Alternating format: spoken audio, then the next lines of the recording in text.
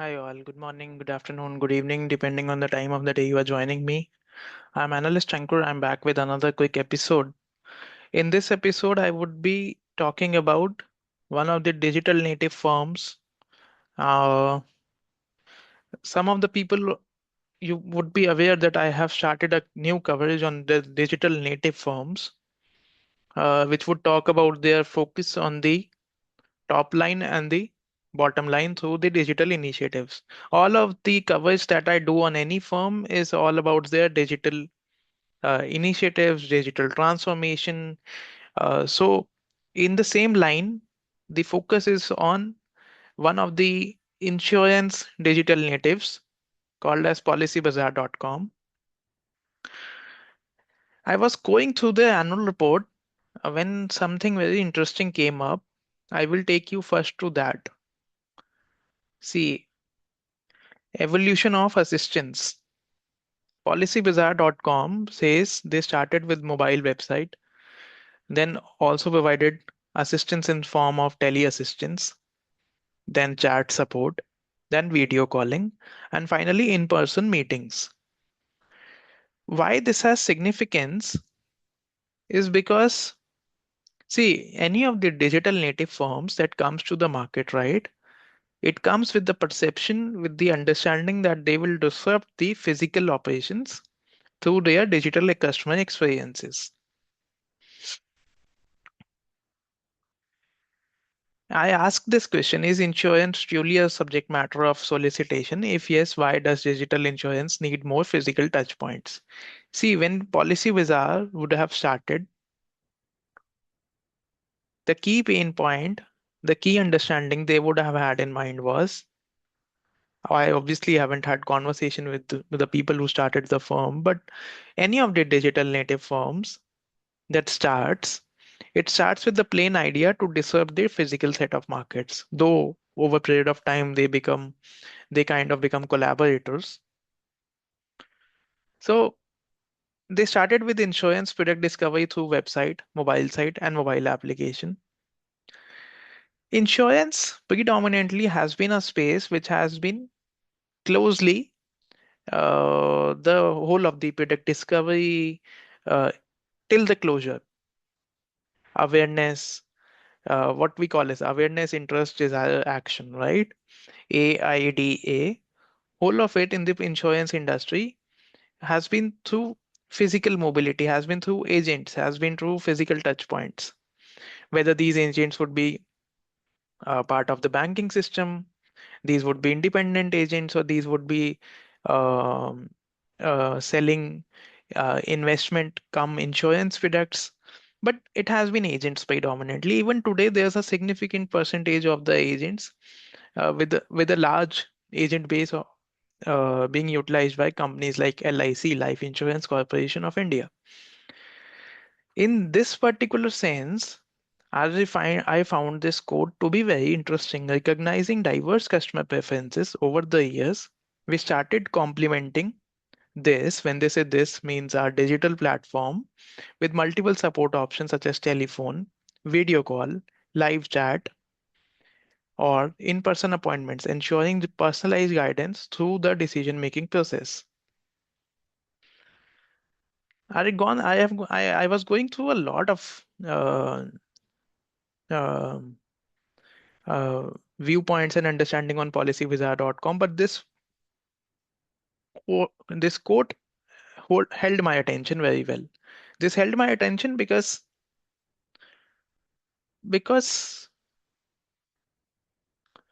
it talks about the fundamentality of the market. It talks about the fact that certain set of products need physical touch points. In the same line, I have one more question. It had recently come in the news that the likes of Blinkit, Zepto, Instamart are experimenting with physical kirana retail. Isn't it a similar phenomenon where these companies are moving from the digital native identity to physical kiranas?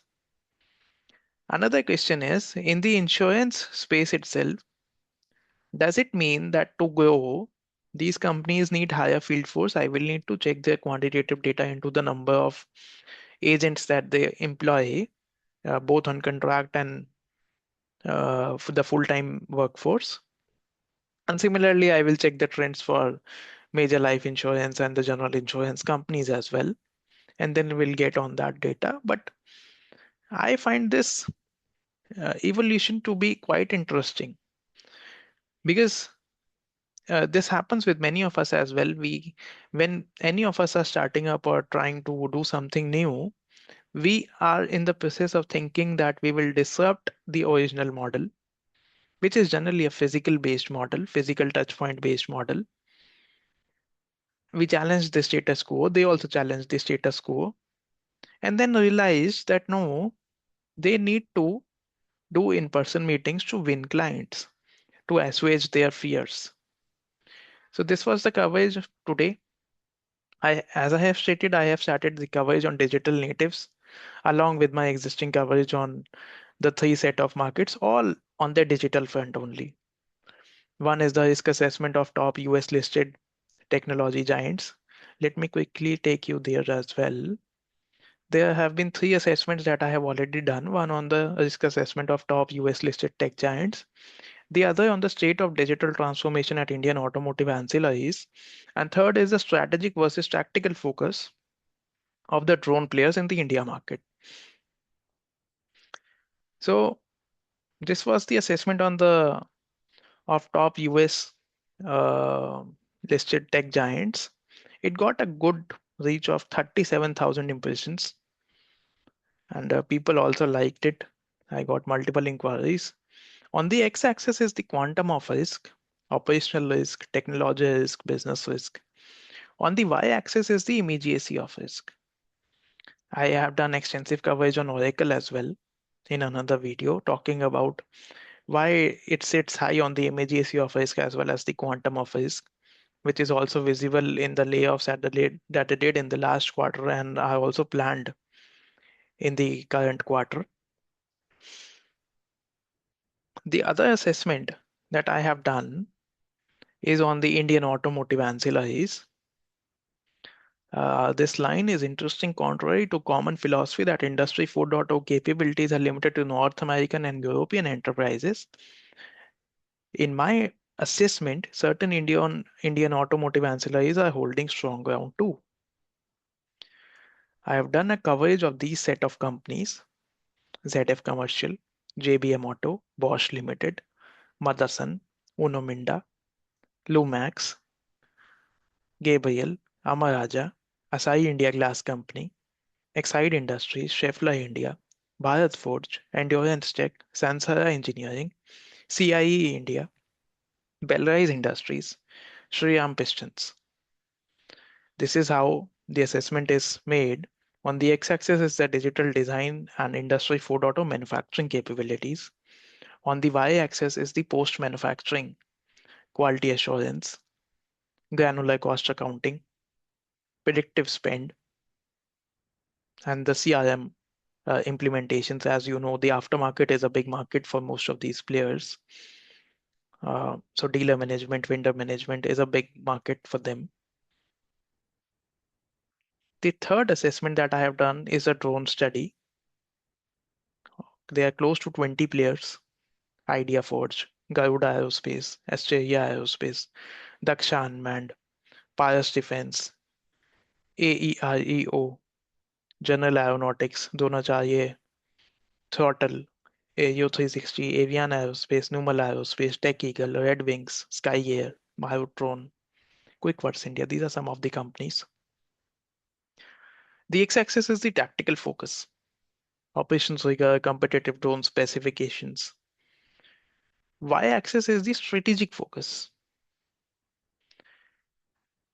See, in the drone market, while I have done specific videos on each of these assessments, you can go in detail to understand what is the x-axis, what is the y-axis, and even I have done videos on some of these players. But quickly telling, on the x-axis is the tactical focus. Like once you have made the strategy, how well are you able to execute it? Operations rigor, competitive drone specifications, ability to sell. On the y-axis is the strategic focus, sectoral diversification. Which sectors are you choosing?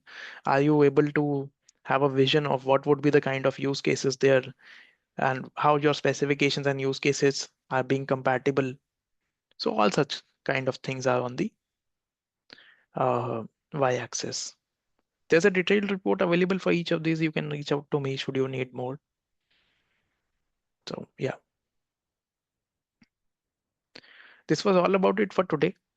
You can reach out to me on my cell 9810850 You can write to me on my mail ID. This is my personal ID. There's my business email ID as well.